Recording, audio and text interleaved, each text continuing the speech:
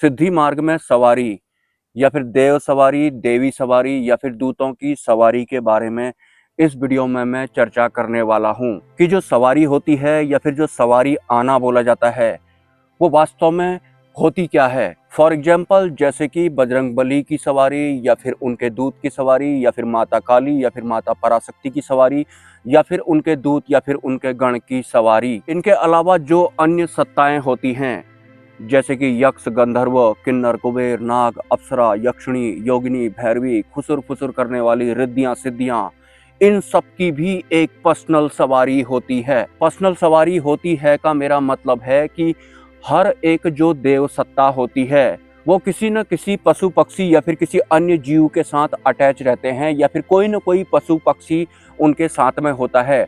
वास्तव में वो उनकी सवारी होती है। जैसे कि माँ दुर्गा के साथ में आपने शेर को देखा होगा, ऐसे ही जो अन्य देव सत्ताएं होती हैं और तो और जो सिद्धि मार्ग में जो अन्य सत्ताएं होती हैं उनकी अपनी खुद की भी एक पर्सनल सवारी होती है। और जैसा कि बहुत सारे लोग सवाल करते हैं कि क्या वास्तव में बजरंगबली की सवारी आती है किसी इंसान में, या फिर क्या वास्तव में माता काली या फिर माता पराशक्ति की सवारी किसी इंसान के शरीर में आती है। तो जैसा कि मैंने वीडियो के शुरुआत में ही बताया था कि जितनी भी देव सत्ताएं होती हैं या फिर सिद्धि मार्ग में जो अन्य सत्ताएं होती हैं उन सब की एक पर्सनल सवारी होती है। और जिस भी इंसान या फिर भगत के शरीर में जो सवारी आती है वास्तव में यही वाली सवारियां आती हैं जो हर देव सत्ता के साथ में जुड़ी रहती हैं। जो एक्चुअल देव या फिर जो देवीज होते हैं वो नहीं आते हैं, उनकी जो सवारी होती है वही किसी इंसान या फिर साधक के शरीर में आती है या फिर किसी अन्य तरीके से भी उनकी मदद करती है। तो यहाँ पर सवारी को समझना बहुत ज़्यादा जरूरी है। वैसे तो इस विषय में मैं बहुत पहले से जानता था, लेकिन रिसेंटली मुझे एक अनुभव होता है। वैसे मेरा वो अनुभव एक संकल्प के थ्रू मुझ तक पहुंचा था या फिर मुझे दिखाया गया था कि नीले खाली आकाश में मुझे एक देवी दिखाई पड़ती हैं जो कि बहुत ज़्यादा सुंदर होती हैं। जो एक्चुअल में उनका नाम नहीं पता है, मे बी वो कोई उच्च स्तर की यक्षिणी, अप्सरा वगैरह हो सकती हैं, लेकिन जिनके साथ वो आई थी वो एक ऐसी सवारी में बैठकर आई थी जिस सवारी को मैंने आज तक ना तो स्वप्न में देखा था, ना ही डिस्कवरी में देखा था और ना ही मैं उसकी कोई कल्पना कर सकता हूँ। कुछ इस तरह की वो सवारी थी। बाकी देव सत्ताओं के बारे में तो मुझे पता है कि उनकी क्या क्या सवारियां हैं। संट जो मुझे अनुभव होता है उसमें जो सवारी थी उसको मैं किसी भी तरह का कोई नाम नहीं दे सकता हूँ। हालांकि वो आकृति पशु जैसी थी, लेकिन कौन सा वाला पशु, क्योंकि ऐसा पशु तो मैंने आज तक देखा भी नहीं था। इसके अलावा वो जो पशु था मतलब उस यक्षिणी, अप्सरा या फिर गंधर्व कन्या के साथ में जो सवारी के साथ में वो आई हुई थी, वो जो कन्या मुझे दिखाई पड़ रही थी उनका ज्यादा रोल नहीं था। मैं उस सवारी को ही देखता रह गया। वो जो सवारी है उसका हाव भाव बिल्कुल अलग था और वो अलग अलग तरह के रूप भी बदल रही थी। सामने की बात है ये। मतलब उस सवारी में जो कन्या बैठी हुई थी उसका ज्यादा रोल नहीं था। मुझे सिर्फ इतना पता लगा कि उच्च स्तर की कोई ये सिद्धि है। मतलब उस सवारी में बैठकर जो कन्या आई हुई थी मेरा उसकी तरफ ध्यान ही नहीं गया, जबकि वो बहुत ज्यादा सुंदर थी। मैं उस सवारी को ही देखता रह गया। लेकिन बुद्धि से जानने की कोशिश अगर मैं उस सवारी के बारे में करता हूँ तो मुझे कुछ नहीं पता लगता है। हालांकि अनुभव का कुछ पार्ट मुझे गुप्त भी रखना पड़ रहा है। तो जो सवारी थी और उस सवारी में जो कन्या बैठकर आई थी उन दोनों का तालमेल बैठेगा तो ही वो सवारी काम करेगी। हालांकि अब तो वो सवारी उस कन्या के साथ में जुड़ चुकी है, लेकिन उससे पहले उस कन्या को कई तरह की परीक्षाओं से गुजरना पड़ा होगा, तब जाकर आज वो सवारी उनके साथ में है। उसके बाद वो सवारी जैसा वो कन्या चाहेगी, जिसको वो दिखना चाहेगी, उस हिसाब से ही वो किसी भी साधक को दिखाई पड़ेगी। मैं आपको ये सब क्यों बता रहा हूँ, क्योंकि अगर आप एक साधक हैं, आपको कोई सिद्धि अगर दिखाई पड़ती है तो 90% जो सिद्धियां होती हैं वो अपनी किसी एक सवारी के साथ में अपना प्रगटीकरण करते हैं। लेकिन जो साधक होते हैं वो सिद्धियों को देखने तक ही सिमट जाते हैं, उनका उनकी सवारी पर ध्यान ही नहीं जाता है। जबकि सारा काम जो सिद्धि कर रही होती है वो उस सवारी के साथ जो उसका तालमेल होता है उस व्यवस्था के साथ में कर रही होती है। सिद्धि और सवारी का तालमेल बैठना बहुत ज्यादा जरूरी होता है। सिद्धि को आप कोई और मत समझ लेना।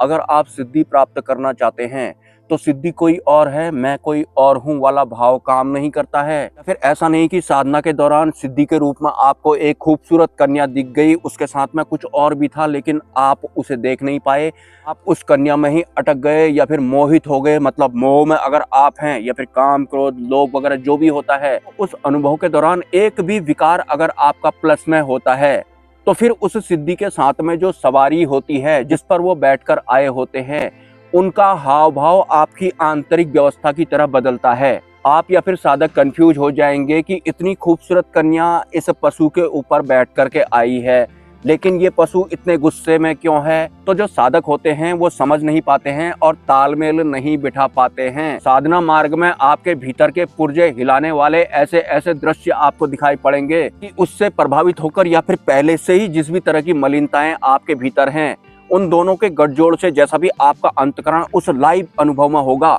प्रगटीकरण उस सिद्धि की सवारी उस अनुभव के दौरान करती है।